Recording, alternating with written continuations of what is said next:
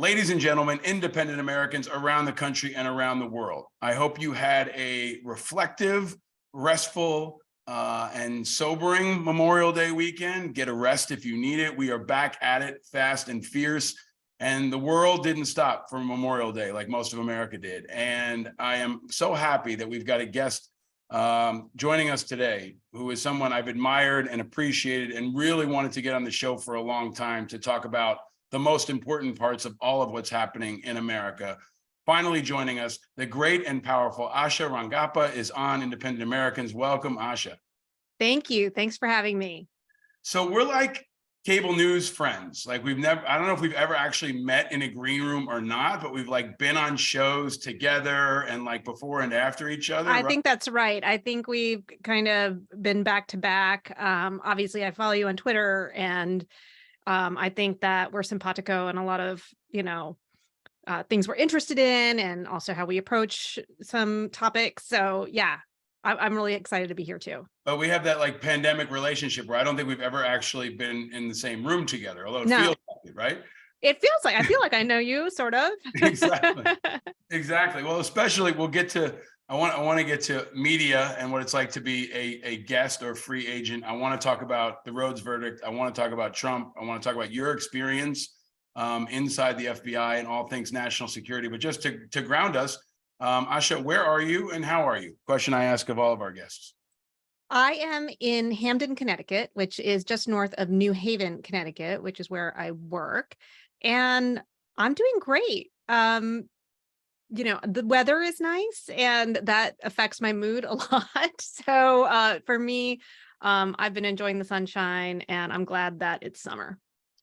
For folks watching on video, I highly recommend you check this part, or if you're not watching on video, go back to this part, because your cat just walked behind you, which is like why I love doing video. Can you tell us about your cat and what your cat's name is? Yeah, that's Pancake, who you see in the background. I got him in November. My last cat of 18 years passed away in September. And so Pancake has joined the mix, and he's kind of a nut. This is perfect, because in the extra section for our Patreon, I'm going to ask you the pancake waffles question, which you may, if you're not familiar with, the cat named Pancake is going to be perfect for that. So we're going to perfect. We'll table that. Put that in the parking lot. Asha, because in this show we're always focused on national security and global security and military affairs and intelligence, a lot of the stuff that I think most of the cable news and conventional news doesn't cover. Can I ask you, as someone who's worked in that world, you've had an important career, a trailblazing career. Now you teach, but you've also been, I think you've been undercover, you've worked inside the FBI. Can you talk about what FBI, what Memorial Day is like for someone who served in the FBI? I think all our military folks get a lot of attention, but maybe the CIA, FBI, and other folks that have served and died in the line of duty don't really get enough focus. Can you talk about your reflections on Memorial Day, given your background?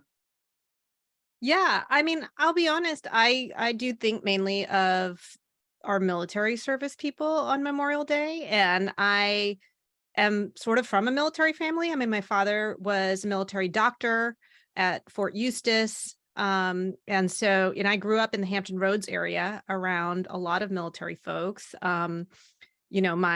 My kid's dad is a former Air Force guy. My boyfriend is a Marine, so we're all, I'm kind of in the mix, and that's what I normally kind of focus on, because, and it's not, I don't think that's to denigrate at all, like the service of, FBI agents and CIA officers. Obviously, everyone who serves, I think, we should honor, and especially people who have died in the line of duty. But I do think, our military veterans really do put themselves in harm's way, and, to really defend so much that I don't know. That's kind of what I focus on. I appreciate it. I think, you're one of the folks that have been on cable news trying to translate national security and intelligence for, I don't know, decades. At least I have been. But we were also talking before we warmed up about what it's like to be on constant call. I have not been a paid contributor on any of these cable news networks, but everyone, when I go home to my hometown, people think I'm rich because they see me on TV all the time. They're like, you're on TV all the time. You must make that money like Cuomo and Maddow. And I'm like, the only time I got paid, I think, was when I went on HBO Real Time and I got like $300. But for like 20 years, I've been up for grabs. Can you talk about what that's like, especially given we're in the national security environment where it's like something blows up or something happens and they call you? Yeah, it's the 24/7 call, being on call is really, it's both exciting, but also exhausting, I think, especially when, given the news cycle now. And I didn't do this before the Trump administration, so I don't have any frame of reference, but it was insane, like starting in, basically March of 2017 for me when Trump fired James Comey. And it was like kind of piranhas descending on all like former feds or something. All the networks just needed everybody to talk about it. And it was just kind of a relentless cycle, which was also, you get a lot of adrenaline and, I was in the weeds of a lot of stuff. And it was really interesting because when COVID hit, it was like running on a treadmill and then like somebody just pulled the plug and, because it just stopped for me. Like then doctors became the new, lawyers, prosecutors, FBI agents, like that's who were the focus. And you realize like, number one, how important expertise is, right? Like I was watching and I was like looking for the doctors to tell me how to make sense of it, but also that the news cycle, like the news is fickle in a lot of ways. Like it can be really intense and then just, disappear. And that is also just weird to have it like I'll be there and then you have no time and then suddenly it's just like silence, and that would happen like during things like natural disaster, like if there was a hurricane or something like that, like all of a sudden it'd be like weeks before, you're on to talk about things that you're like, there's actually other stuff going on in the world. But yeah. Yeah, I feel the same way as a national security person. The drivers know that if they're picking me up, something bad happened. And it's like, usually, okay, here I come, like something got shot down or it's Memorial Day or it's something sad or there was, a military, I'm talking about Ukraine a lot, but can I ask you to use the term, if you're comfortable, on how you describe what it feels like? Yeah. So do you mean like now, like in the last year? Yeah. Oh my God, that's my cat. Yeah. Yeah. So, I was with CNN for 5 years. But then as of last spring in 2022, I became a free agent. I was not exclusive. And so but I was on a lot. I was called a lot to talk about stuff, especially after like the Mar-a-Lago search and all of that, that stuff unfolded. And, I likened it to going from being engaged to being a booty call. So because I was like exclusive and we had a commitment and we kind of had gotten to know each other and I had a feel for what I was giving and what they wanted, and then you're just in this free for all and like kind of anybody who wants you like gives you a call and you can't really say no because you kind of want it, but also like you're not really getting a lot back out of this whole situation, This is the best description of what it's like to be an unpaid contributor for the networks. This has been my life for 20 years. I mean, I was a booty call for everybody from PBS to Comedy Central for like the entire Iraq war for a long time. And because of my old job, I couldn't. As IAVA, we were nonpartisan. I needed to be a free agent. I needed to try to talk to as many audiences as I could, but especially in the last 4 years, booty call is exactly right. It's like every once in a while, my phone lights up and it says somebody from like BBC or it'll say PBS. I'm like, oh, I haven't heard from you in a while. You must need something, right? And then similarly, for like years and years, MSNBC and I were like really dating and I was in the family. And then I just got on a shit list or something and I was off. And then here comes News Nation, which starts calling me all the time. And News Nation, you may or may not know, is kind of like a really dysfunctional booty call because like 6 people will call me from different cities, Chicago, New York, and they all want me on at different times and none of them talk to each other. So sometimes you actually show up and there's no one there. And so that's like the ultimate, I don't know, it's like being stranded at being the stood up of a for booty call. Yeah. It's like I got ghosted on a booty call. This is one I'll share. So I went into News Nation a couple weeks ago, and all their headquarters is in Chicago, but they have this new studio in New York, and the earpiece wouldn't work. They just couldn't. They have all these new people. They couldn't get the earpiece to work. So I'm trying to use the speakerphone, and then Jerry Springer dies. And then they're like, okay, can you talk about Jerry Springer? And I'm like, yeah, I could shift from Ukraine to Jerry Springer. And then they're just like, oh, after sitting you in the chair for 30 minutes, we can't do this. You're off. I was like, I took a car to Midtown. I was ready to talk about Ukraine, did all my research, then quickly prepared for Jerry Springer, and then just got cut completely. And they gave me a bag of chips. Yeah. I felt very used, Asha. I know. But you keep going back, and I like, not just you, like me, like it's sort of it's addictive. And I don't need nice things. Like, it was nice to go to NBC where they send you like a car and they, they greet you downstairs. Sometimes you go and they have no makeup. They don't even send you an Uber, and you got to figure out how to get through security on your own. And you're in a building that doesn't even belong to that media station. So you feel like you're kind of intruding. I don't know. I miss the days of COVID sometimes, Asha. Yeah. I mean, they treat you well on the booty call. But yeah, they got a lot of numbers in their black book. So, well, yeah. I'm glad we got into that now, because that's why I do this show, because it's kind of an insight into the world that we live in for folks, especially who don't see it or understand how weird it can be. But maybe also a part of that is, I notice consistently I'm the only person who's served in any kind of uniform on TV, right? Oftentimes the host won't have served. There'll be a Politico or a journalist, and I am often the only veteran, the only military person. I'm sure you're the only Fed oftentimes in these situations. And especially, I think when we get to things like the Stuart Rhodes verdict, I maybe have a different take from so many others that kind of become like groupthink. But let me ask you, before we get to Rhodes, something I've been talking about, especially on cable news lately, is what I'm calling the American insurgency. The organized group of people in this country that want to violently overthrow our government. And I think it's the number one story, definitely the number one national security 100%. story. Can you frame up, and again, we talked a little bit about, the post 9/11 environment.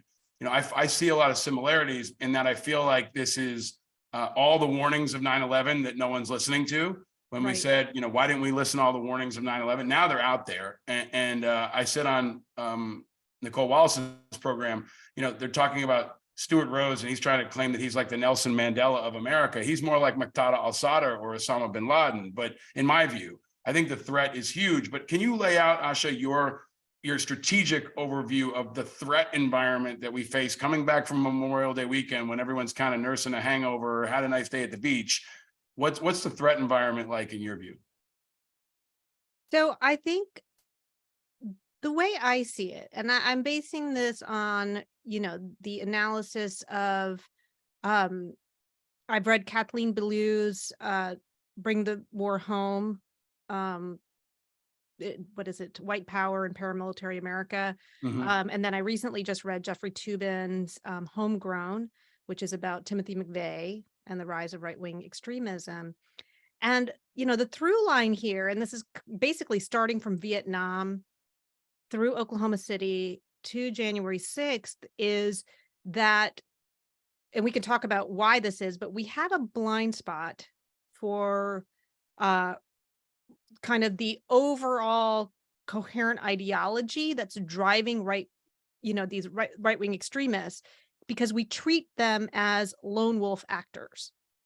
Like, we treat each event as somehow this kind of one-off instead of connecting the dots. And to use your 9/11 analogy, remember what the 9/11 Commission said after, in doing the postmortem of the intelligence failure, was a failure to connect the dots.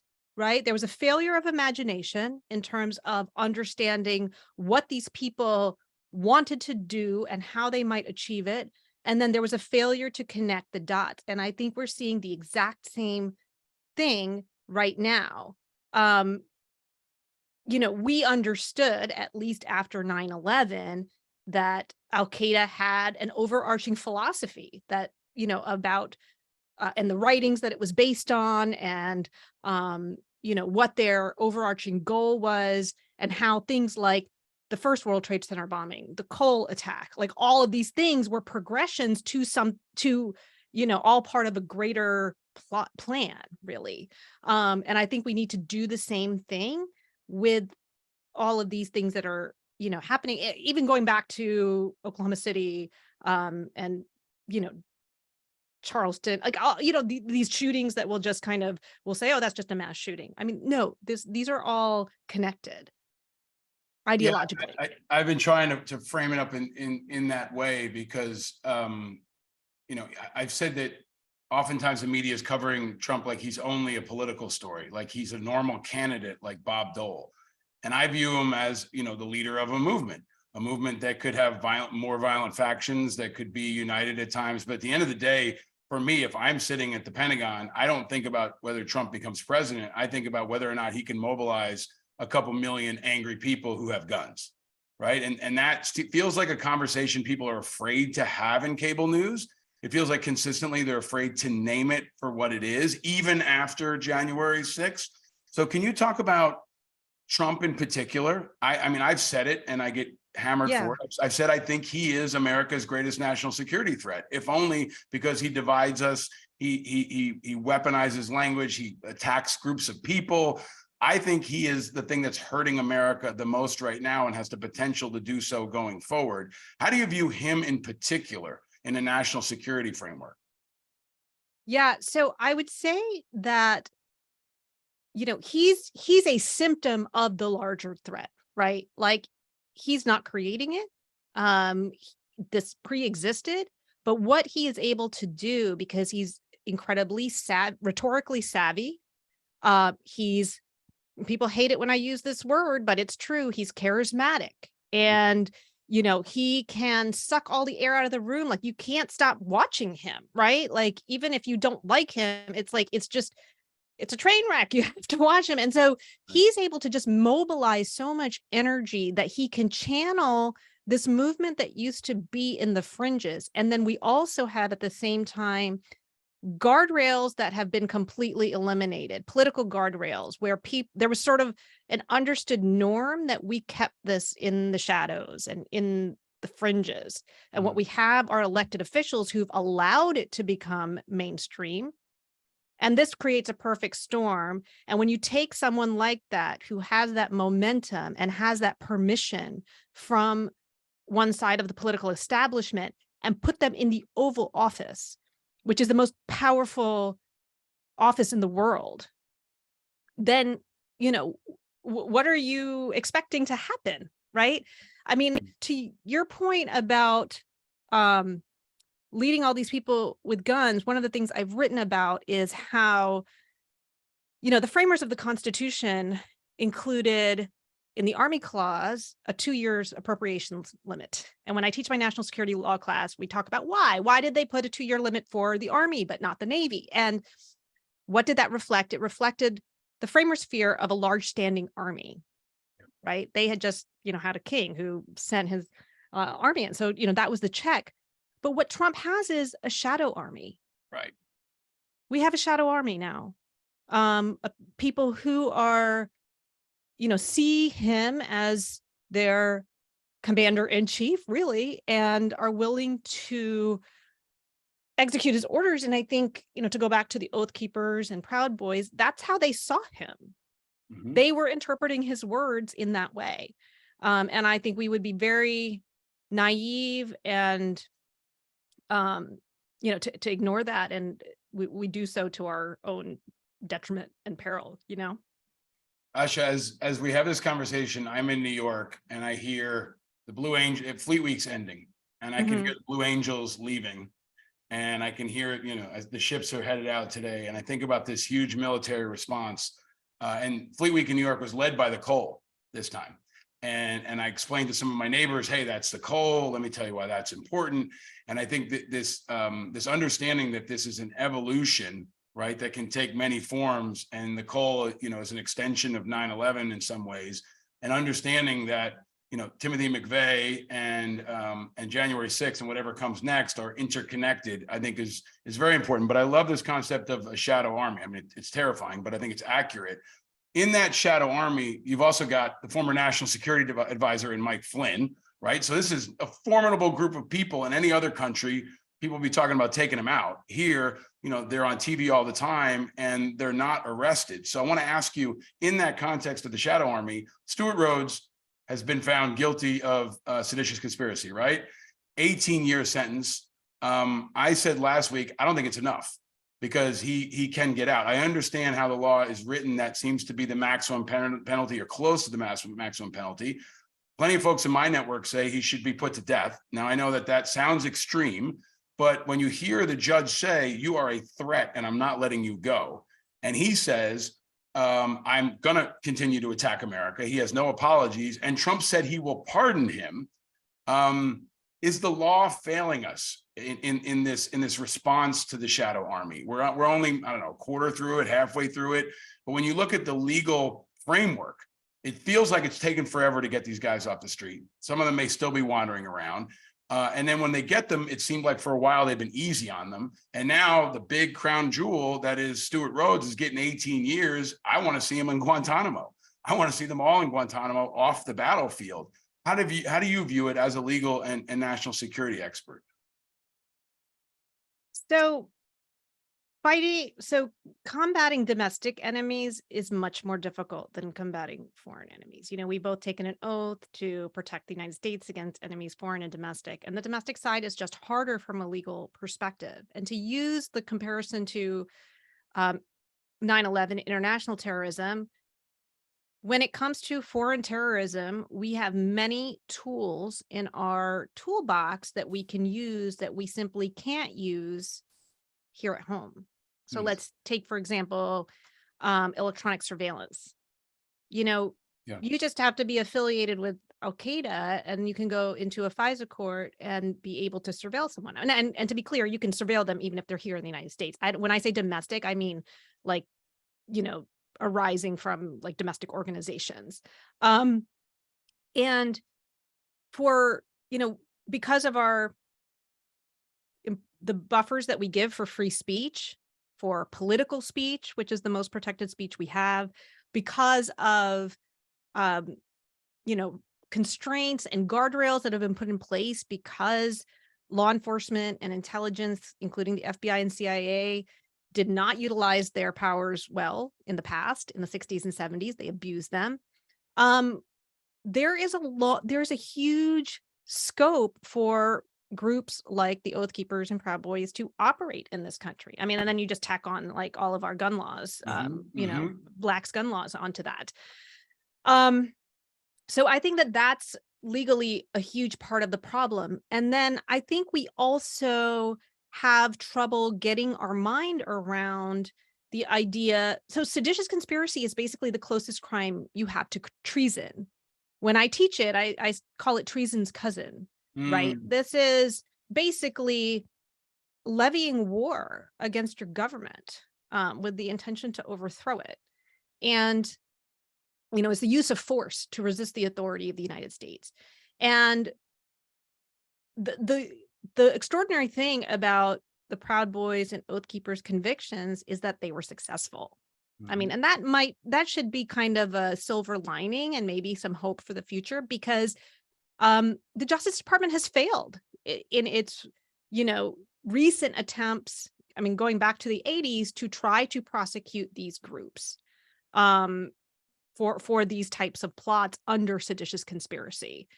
So there is, it seems, and of course, January 6th was such a spectacular, everybody saw it. So it's like, it's hard, it wasn't just a plot, right? Like this was, you saw them doing it, which might have made it easier. But I think that there are a lot of legal constraints. I'm not sure I would say the law is failing us as much as, well, I don't know where, maybe is it, look, we don't have the tools to fight this enemy, right? Or we don't have the structures or the systems, and I would argue even the leaders, in many ways, we revamped our entire society after 9/11 to battle this boogeyman that was terrorism. And, the old saying in the Army is the Army's always built to fight the last war and not the next war. it feels like our entire country is not built to meet this threat. And, when I was on MSNBC getting into it with what normally Democrats, they think Joe Biden is the answer here. And he just doesn't feel like, in my view, he takes it on aggressively at times, but he's also, he is commander in chief and he has a responsibility to keep us safe. But this is not like an electoral cycle time that we can wait. And it feels as though he is not the only solution to attacking this problem. So if we can't count on the Justice Department and the political system moves too slowly, and this ex-president is still free running around ramping him up with Mike Flynn and others, how do you combat this, Asha, given your expertise? If you were going to advise the president, or even yet advise the country, because we don't want to wait for a political leader, how do we as a nation combat this threat? Yeah, I mean, I teach about information warfare, and I think that we do need to start in that space, right? How people's perceptions and understanding of the world around them is being shaped by our media, by social media, by these different networks, including networks that are kind of essentially propaganda networks that are effectively recruiting people into this ideology. This is ideology, and then we need to understand that, right? I mean, I'm sure, Paul, you're familiar with the Turner Diaries, and this is a plan, like a kind of a blueprint for how to achieve a particular kind of racially pure utopian society. And I think, to the kind of focus of this podcast, we need to acknowledge that military and law enforcement and former military and law enforcement are primary targets for recruitment into this ideology. Mm-hmm. What are the Oath Keepers?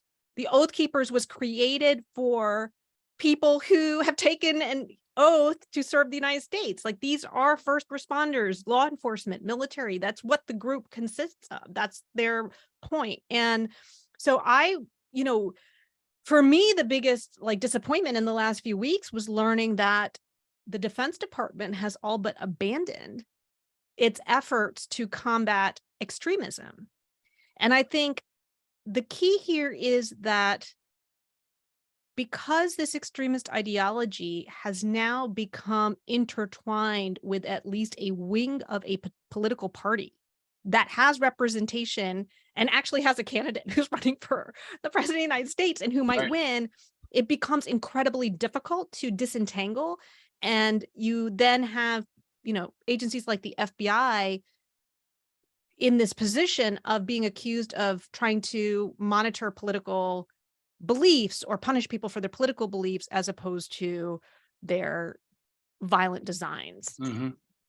Does that make sense? Yeah, I think it does. I think it's right. I mean, I think this is Osama bin Laden's dream. It's like we're so wrapped up in our own politics that it's paralyzing our ability to respond to anything. I mean, our government can't respond to the debt limit. They can't respond to national disasters at times, and they can't respond to an emerging threat like this, where the Department of Defense has to deal with Senator Tommy Tuberville saying, whether he walks it back or not, we should let white nationalists in the military. That's what he said. Now he walked it back and tried to clarify it. But if you're a white nationalist on Reddit, that's green light. Okay. Well, he kind of told on himself, Paul, because the way he walked it back is, people are equating white nationalists with MAGA. And it's like, well, why are people doing that? In other words, I'm sure there are Trump supporters who are not white nationalists, but there is a reason that is an overlapping Venn diagram.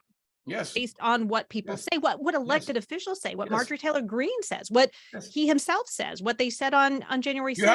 We have to police ourselves. And I've said this about the veterans community. There were veterans on January 6th. There are extremists in the military.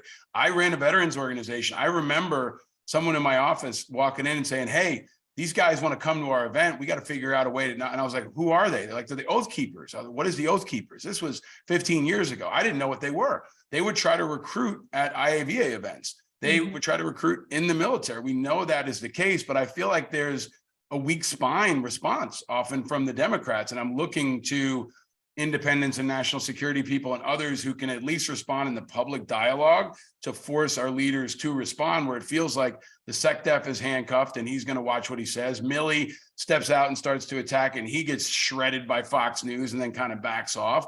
And we're waiting for, the 82-year-old white guy who's president to frame this up for America. So can I ask you, Asha? Well, I mean, please go ahead. Yeah. I mean, to this point, part of the problem here, and I think this is what you're getting at, is Democrats suck at this.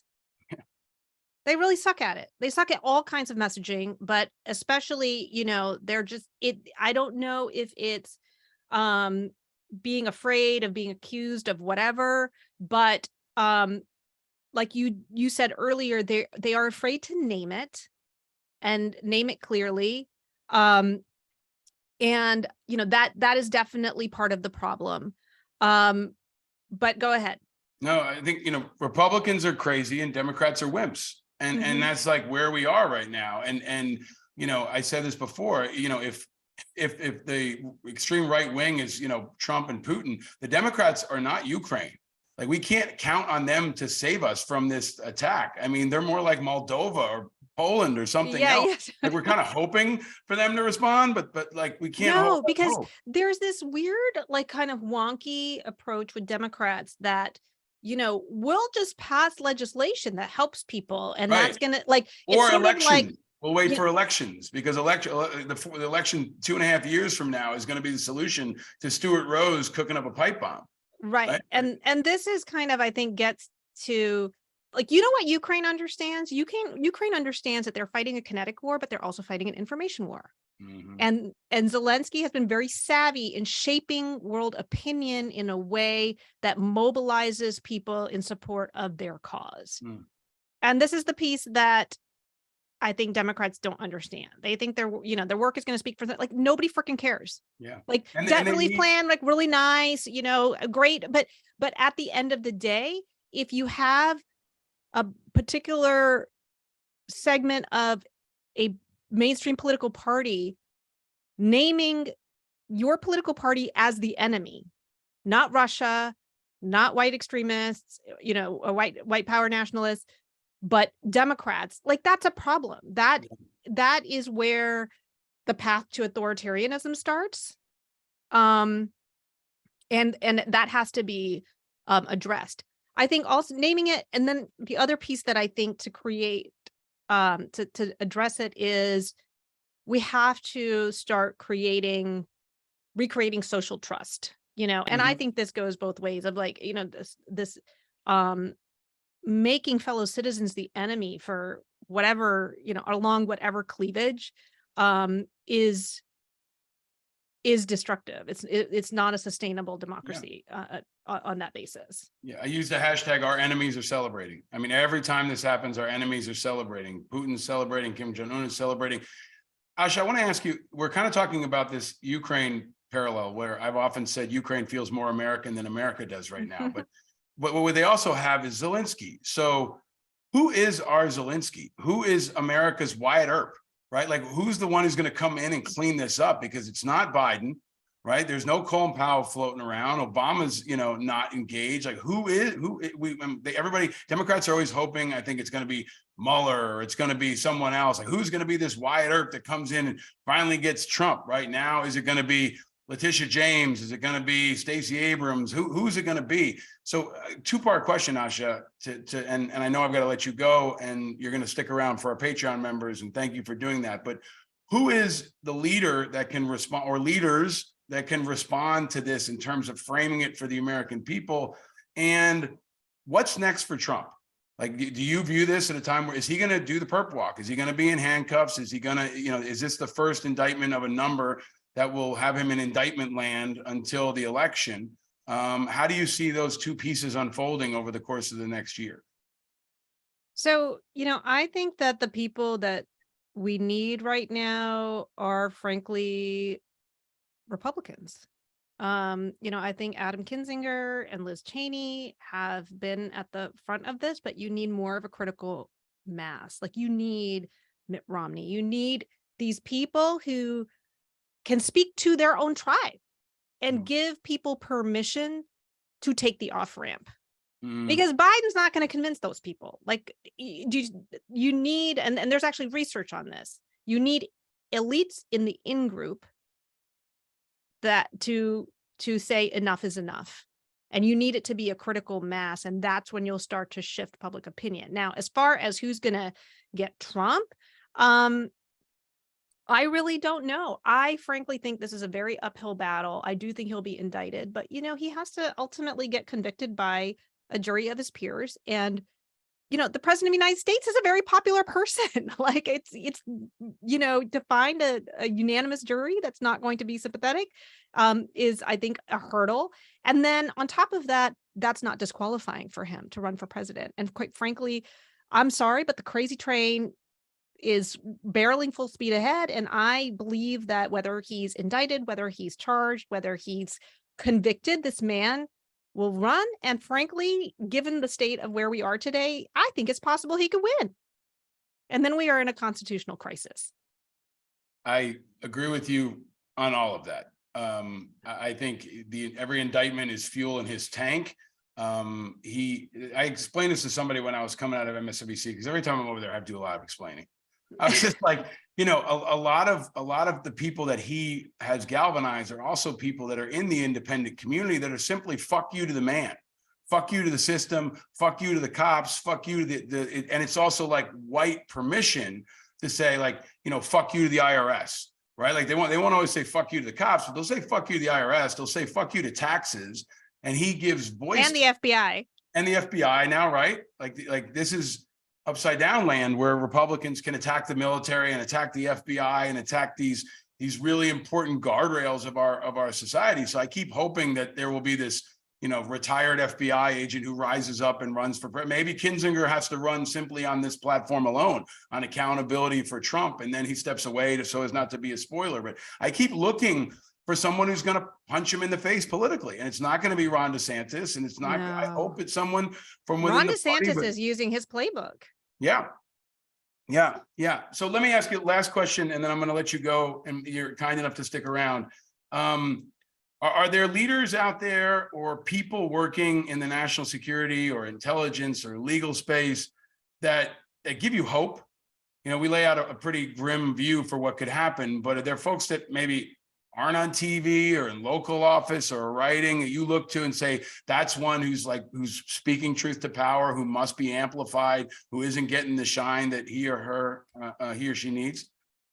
Yeah, somebody that I've been really paying attention to in the last couple of months is Dan Goldman, who was just elected to Congress, and he's on Jim Jordan's clown committee. And he just calls it out. Like, I think, he does such a good job of like, it's just so ridiculous that whole committee, but, and he's very powerful in kind of the way that he frames things. The other day, like he kind of talked about how the attacks on the FBI, like what the goal is that you delegitimize the investigators so that you can delegitimize the outcome. And this is straight from the authoritarian playbook. And I think that's what we need more of. It's really hard in today's information space to cut through the noise. So I think you're not going to find like really the local person. Like I think it might have to come from the people who have the spotlight. But he's somebody I think that has been really good, and I think could be a ray of hope for the future in terms of maybe, somebody younger and I'm rooting for him. He's my congressman. He's a friend. I've known him for a long time. I'm hopeful, but I don't know if I share your optimism and his ability to crack through, because now it's even tougher because he's an elected Democrat from New York. I don't know how he shuts that, and maybe he won't be in Congress long and he takes on a new role where he can be. What kind of person do you imagine? Well, actually, I want to ask you, I can't let you go without asking you about the person that I think is really like by default, maybe the one who has to drive this, which is full of so much risk and danger. But I think we're from Baltimore, right? I mean, Wes Moore is coming. Oh yeah, he's great. And it's going to be exceptionally hard for a black man to make this argument to America, to white America. But I think he's kind of like, I told somebody the other day, we talk a lot about The Rock on this show. I'm like, Wes is like the real version of The Rock. He's 82nd Airborne, Rhodes Scholar, super handsome, great communicator. He can do everything. He's kind of a multi-sport athlete. And I think if he cannot be too much of a Democrat, I think he can be an example of someone of a next generation that can appeal. I wish he was an independent. I wish it was someone, because I think as soon as they see Democrat, the people we want to reach are gone. And I think you're so right. Like, I love, he's such a great example. And to your point, where you said if he doesn't have to be too much of a Democrat, because I think we do need to acknowledge, and I am not both sidesing, because the polarization is asymmetrical. This is studied, right? The, right side of the political spectrum has gone more extreme than the left, but the left has moved farther left. And so you do have a pull from, the far left on the candidates who might want to try to ride more of the center in an effort to create more appeal and to bring more people in to counter the force. On this point, I think a great movie I always recommend is the movie No. And this is about how Pinochet lost the referendum in Chile after being a dictator for 17 years. And he held a referendum after, in response to international pressure. He was a dictator, like he, thought he had it in the bag because of course he controlled the press, he controlled everything. And really it's about how the opposition, who represented a wide variety of political position, you have everything from the communists to, the more center left and even maybe more center right, like they had to find a way to come together for the purpose of defeating him. And, like, then you can go back to arguing about all the crap you want to argue about. Like, that's not the right now, like debt relief or whatever it is. Like, no one cares right now. I mean, people do care. I don't mean to say that. We have a Supreme Court case coming, but in terms of the bigger threat, the goal should be to align for democracy. You've been aligned for democracy for your entire career. I hope you run for office one day, because you're the kind of voice that we need, and we need your voice in particular. You've been, so steadfast in doing so much for our country and for our national dialogue, and your teaching, which, as I did in the past, is so important. And I'm just grateful for your leadership and your example, especially for young people. You've been really, really rising to this tough moment in America. And I'm grateful for it. And I hope they go beyond booty calls and give you your own show or give you a Senate seat. And our thanks to Pancake as well. He's sleeping right here. Who's sleeping right here. But you're going to come over to talk to our Patreon members about pancakes and waffles and more. But until then, Asha, thank you so much for joining us. Thanks for having me, Paul. It's been really great. Stay vigilant, my friend. Thank you.